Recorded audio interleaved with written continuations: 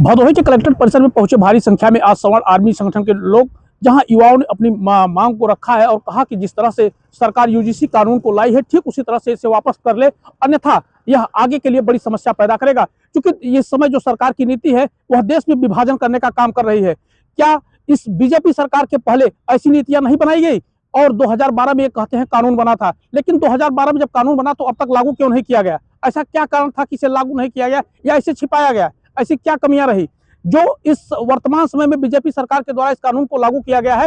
हालांकि बीजेपी सरकार का यह जो कार्य है कहीं ना कहीं देश में अराजकता फैलाने का काम करेगा, क्योंकि एक बड़े तबके को नेस्तनाबूद करने पर बीजेपी सरकार तुली हुई है, जिससे कि सवर्ण समाज बिल्कुल बैक फुट पर हो जाएगा और बिना किसी जांच, बिना किसी जानकारी के सीधे सीधे जो गिरफ्तारी का प्राविधान है वह बिल्कुल ही लोगों के लिए निंदनीय है। कहीं उत्तर प्रदेश और भारतवर्ष में स्थिति कई खंडों में विभाजित हो जाएगी और यहाँ सिर्फ अराजकता का साम्राज्य होगा और दो चार धड़ों में पड़ जाएगा देश। और इसके लिए यहाँ युवाओं ने मांग की है कि जिस तरह से ये एक कानून बनाए हैं तो ठीक उसी तरह से विश्वविद्यालय की व्यवस्था की जाए। उनके लिए अलग देश की मांग की है कि अलग देश बना दिया जाए जिसमें सवर्ण समाज के लोग अपने व्यवस्था को सुचारू रूप से संचालित कर सके।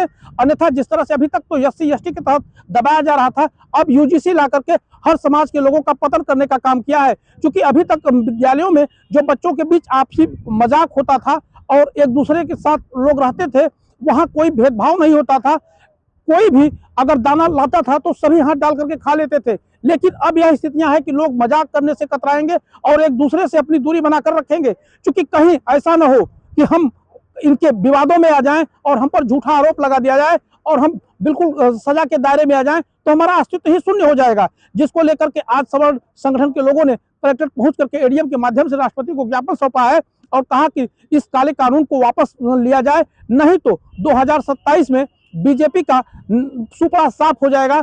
साथ ही साथ जो अभी स्थितियां हैं कहीं तख्तापलट की स्थिति न पैदा हो जाए। भदोही से जनमत न्यूज के लिए अमन तिवारी की रिपोर्ट।